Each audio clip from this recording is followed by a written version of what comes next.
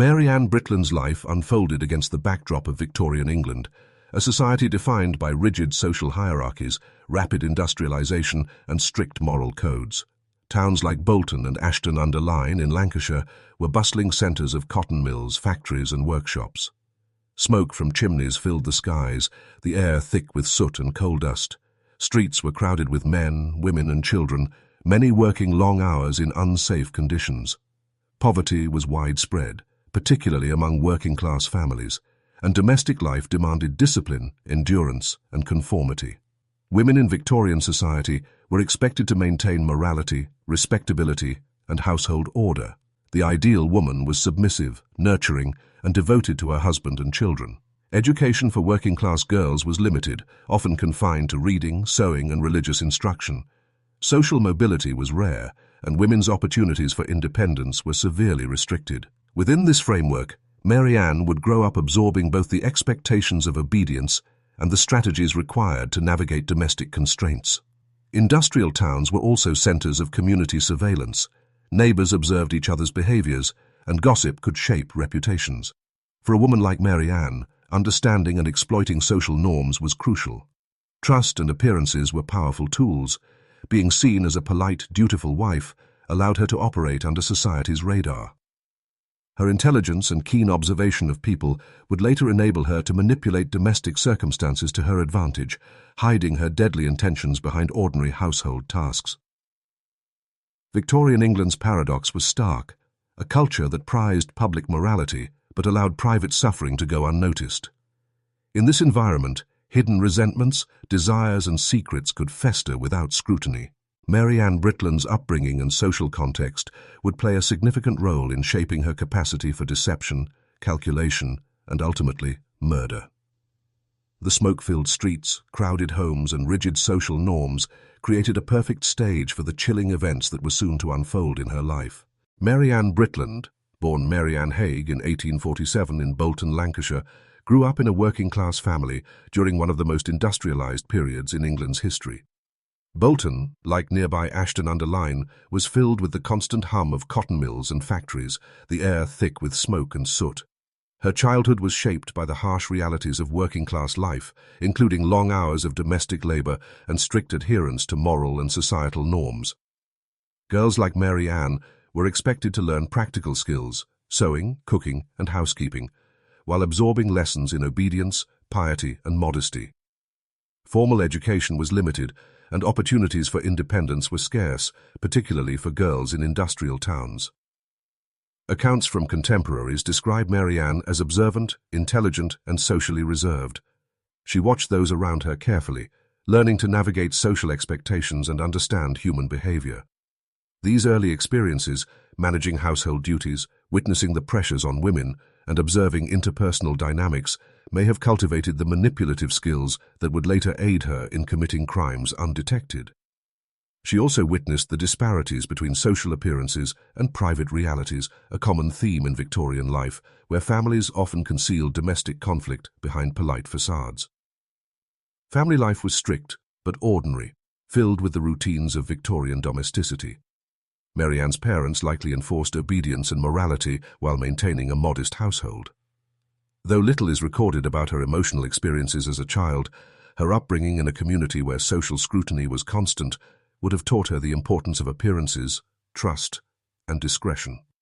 These formative years provided the foundation for Mary Ann's understanding of human behavior, domestic vulnerability, and societal blah. In spots. In a society that prized conformity but overlooked private suffering, a woman with intelligence and cunning could exploit trust, manipulate circumstances, and conceal intentions. Mary Ann's early life, unremarkable at first glance, laid the groundwork for the chilling series of murders that would define her name in Victorian criminal history. In 1866, at the age of 19, Mary Ann Haig married Thomas Britland, a local man from Ashton-under-Lyne. Their marriage, typical of the working-class Victorian era, involved a strict division of domestic roles.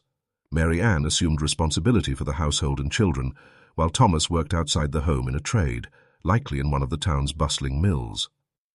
The family settled on Turner Lane, where they raised two daughters, Elizabeth Hannah and a younger child. At first glance, the household appeared ordinary, a reflection of the moral and social expectations imposed on women in Victorian society. Mary Ann maintained a facade of the dutiful wife and devoted mother, attending social gatherings and interacting politely with neighbours. Yet behind this public mask, the family environment was tense and, according to later accounts, fraught with dissatisfaction. Observers noted that Mary Ann seemed emotionally distant, rarely expressing affection, and often absorbed in her own thoughts. Her intelligence and keen observation allowed her to navigate domestic duties efficiently while simultaneously managing her private desires and frustrations. Victorian society emphasized appearances and reputation, particularly for women. Neighbors, visitors, and community members often monitored households, judging women by their ability to maintain cleanliness, hospitality, and proper behavior. Mary Ann's understanding of these societal pressures allowed her to exploit trust and discretion, appearing unremarkable while slowly plotting acts that would eventually culminate in murder. Daily domestic life provided her with access to food, medicine, and other means of control, the tools she would later use to poison her victims. The routines of family meals, caregiving, and household management offered perfect cover for her crimes. This seemingly mundane domestic environment became the stage for her calculated manipulations, revealing how a woman could hide lethal intentions behind ordinary household tasks. In this ordinary Victorian home, the seeds of tragedy were quietly taking root, foreshadowing the shocking events that would unfold over the next few months. Victorian England was a society governed by strict expectations, particularly for women. They were expected to be submissive, nurturing, and morally upright, serving as the guardians of family honor and domestic order. Public reputation was paramount. Any deviation from these norms could invite social censure. Mary Ann Britland, however, developed a dual persona that allowed her to navigate these societal constraints while concealing darker impulses. Outwardly, she presented herself as a polite, dutiful wife and mother. She attended social events, maintained her home meticulously, and interacted courteously with neighbors, creating an image of respectability that effectively masked her criminal intentions. Friends and acquaintances described Mary Ann as quiet, reserved, and observant, often appearing absorbed in her own thoughts. This demeanor may have helped her cultivate a sense of trustworthiness, as she did not openly challenge social norms or attract undue attention. She demonstrated remarkable intelligence and a careful understanding of human behavior, which she would later exploit to commit murder without arousing immediate suspicion. The pressures of Victorian female roles, obedience, subservience, and domestic management, provided both a cover and a toolkit for Mary Ann. The very routines that defined her day-to-day life, preparing meals, managing the household, tending to children, gave her both opportunity and access. The domestic sphere, considered a woman's domain, was paradoxically both constraining and enabling. It allowed her to operate unnoticed, while offering means to execute her deadly intentions. Mary Ann's duality highlights the tension between public morality and private reality in Victorian society. While most women conformed to expectations sincerely, Mary Ann used societal assumptions as a shield, concealing her calculating nature behind ordinary domesticity. This blend of intelligence, social acumen, and understanding of human psychology made her uniquely capable of orchestrating the murders that would shock Ashton-under-Lyne and leave an indelible mark on Victorian criminal history. In March 1886, the first signs of Mary Ann Britland's deadly intentions became tragically evident. Her eldest daughter, Elizabeth Hannah Britland, aged 19, suddenly fell gravely ill. Elizabeth had been a healthy young woman living under the care of her mother in the family home on Turner Lane, Ashton-under-Lyne. Symptoms appeared rapidly: vomiting, severe abdominal pain, convulsions, and general weakness. At the time, these symptoms were often attributed to common illnesses or poor digestion, as Victorian medicine lacked the sophisticated diagnostic tools we rely on today. The suddenness of Elizabeth's decline, however, was suspicious to some neighbours, who noted the eerie similarity to other unexplained illnesses within the community. Mary Ann had purchased Harrison's vermin killer, containing both arsenic and strychnine, under the pretense of household use. She carefully administered doses to Elizabeth, often disguised in food or drink, demonstrating both meticulous planning and knowledge of the substance's lethal effects.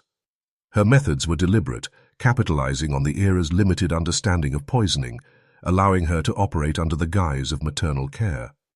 Neighbours and local physicians initially accepted her explanations of Elizabeth's sudden illness, unaware of the calculated nature of the crime unfolding within the home. The household atmosphere during Elizabeth's illness was tense, but outwardly composed. Mary Ann maintained a facade of concern and grief, a performance that reinforced trust and delayed suspicion.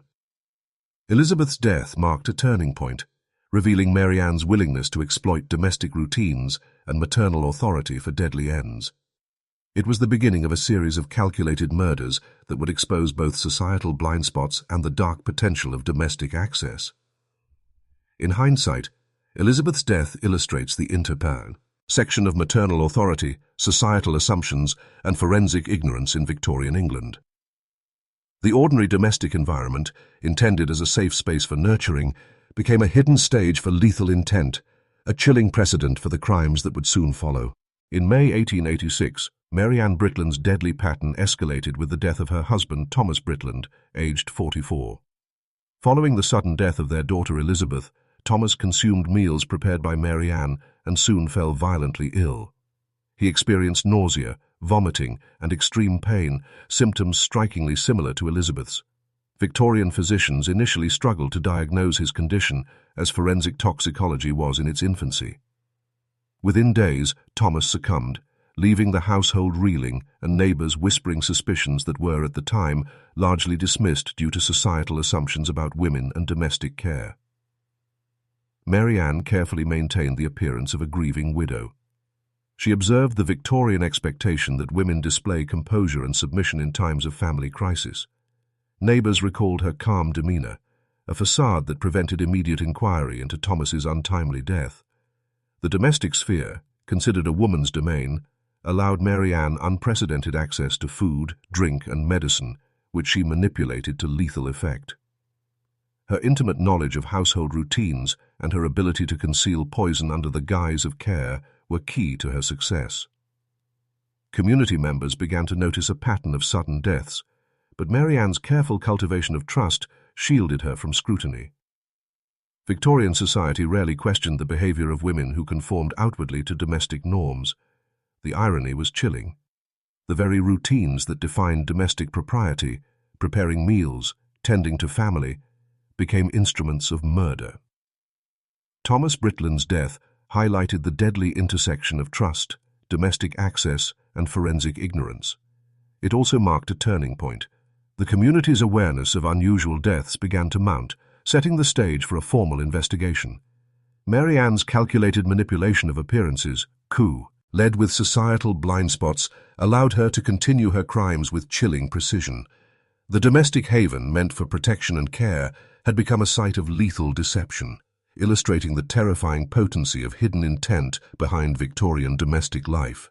On the 14th of May 1886, Mary Ann Britland extended her lethal intentions beyond her immediate family, claiming the life of Mary Dixon, a 29-year-old neighbour.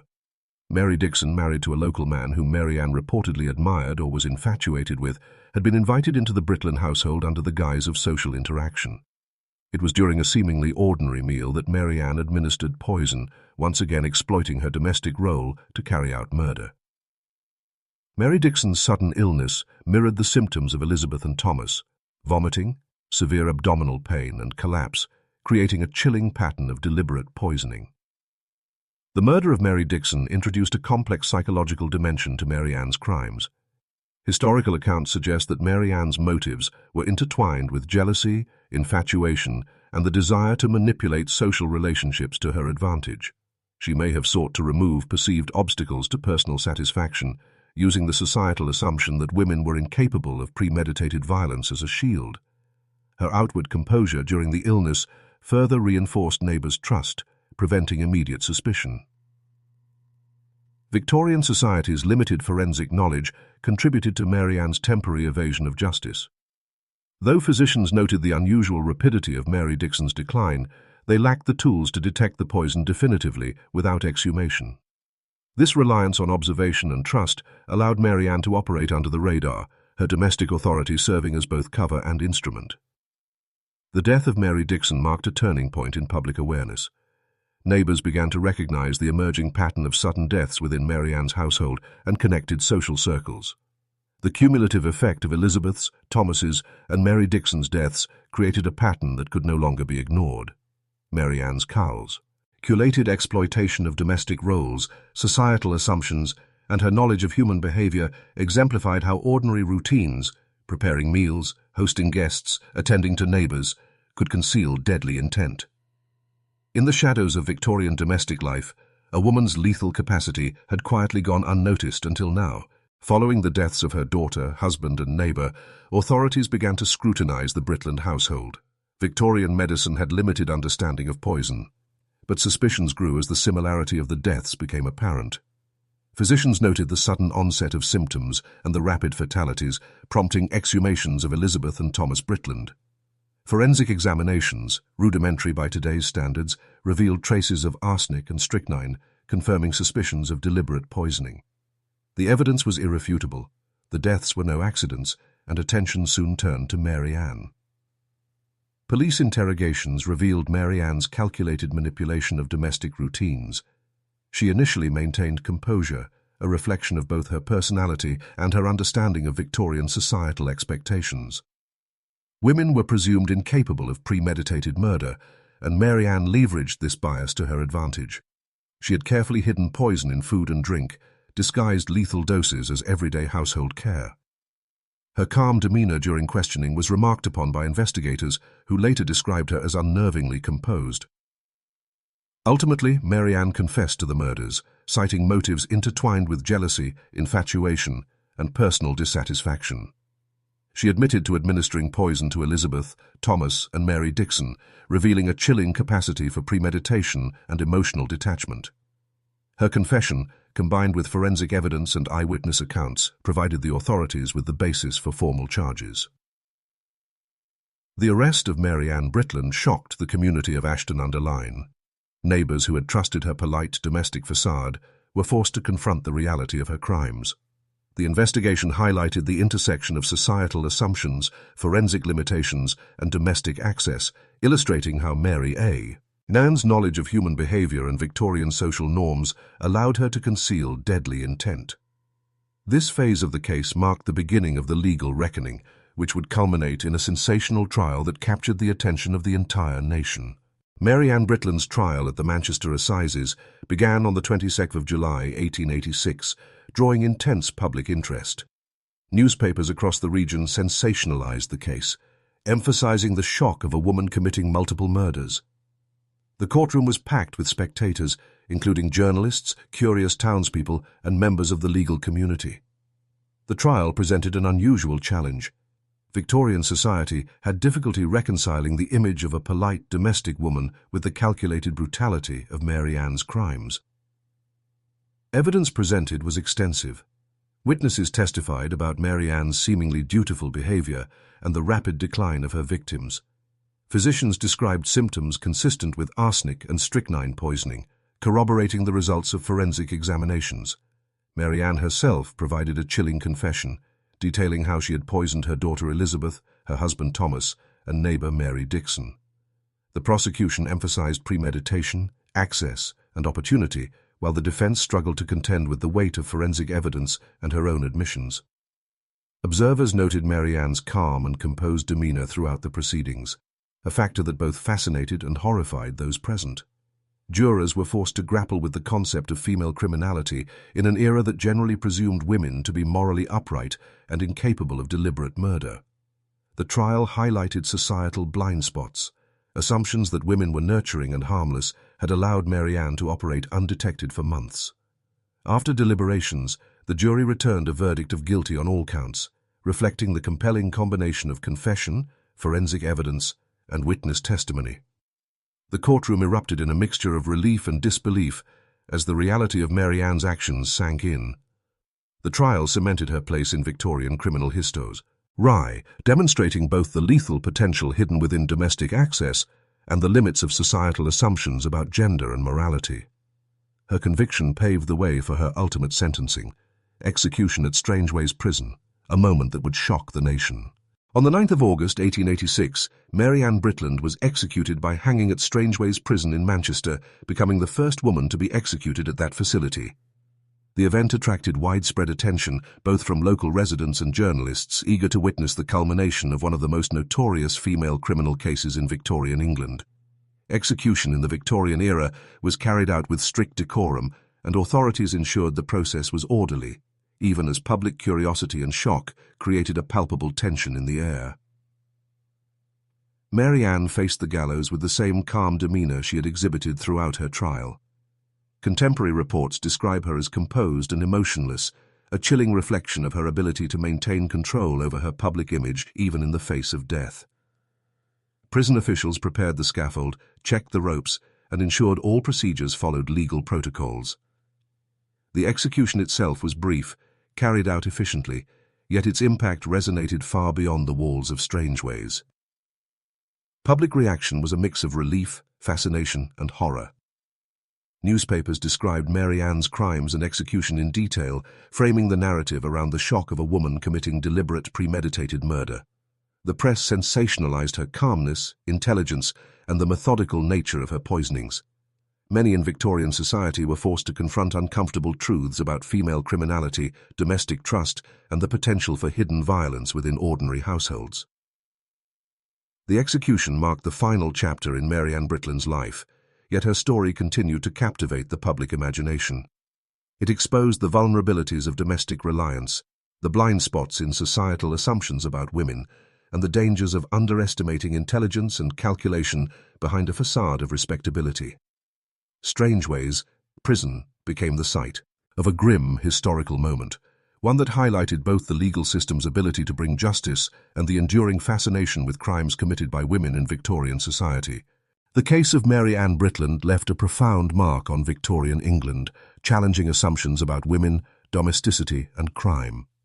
Her story revealed the potential for calculated violence within the private sphere, where societal trust in women's morality and nurturing roles allowed her to operate undetected for months. Historians note that her crimes highlighted the blind spots of a culture that prized appearances over scrutiny and assumed that women were incapable of premeditated murder.